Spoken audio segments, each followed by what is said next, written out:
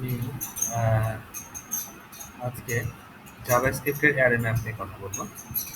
Array ম্যাপের কিভাবে array map যে রিটার্ন করবে নিউ অ্যারেকে এবং সেখানে স্কোয়ার কীভাবে হয় সে অ্যারেটা আজকে দেখাচ্ছি।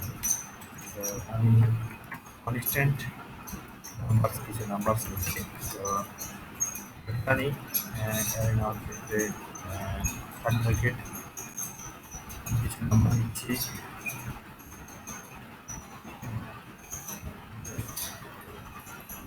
নাম্বার নিলাম। তো এই নাম্বারটাকে আমি আনএক্সপেক্টেড দেখাচ্ছে বিকজ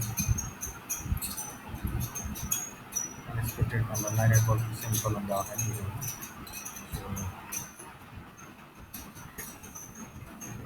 দেখায় তাহলে আনডিফাইন্ড মানে ঠিক আছে। আর আনকোয়াড সিনট্যাক্স ইরর দেখাচ্ছে বিকজ আমি লাইনের পরে কমা না দেওয়ার কারণে।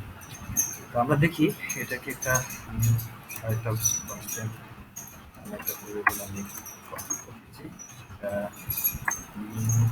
নাম দিলাম এবং সেখানে এই নাম্বারটাকে নাম্বার যেটা আছে সেটা হচ্ছে নাম দিলাম। আমি একটি ম্যাথমেটিক্যাল কারণে স্কোয়ারটা দিলাম। তাহলে আমাদের হলো যে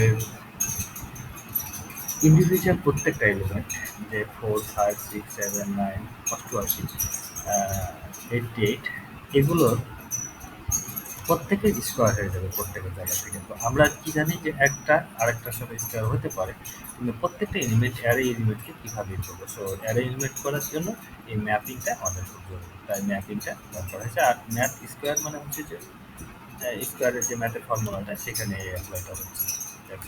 আমরা এখন এই জায়গায় আমাদের প্রত্যেকের স্কোয়ারটা আছে। এখন যদি এটা আমরা দেখতে চাই আমরা কনসোল দেখতে পারি। সো কনসোল ডট লগ আমরা কি করলাম,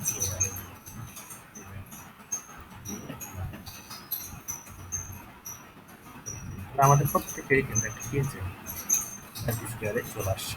তো মানে স্কোয়ার রুট যেটা অর্থাৎ 4 কত 5 2 60 এই স্কোয়ার রুটটা আমাদের পেয়ে গেছে।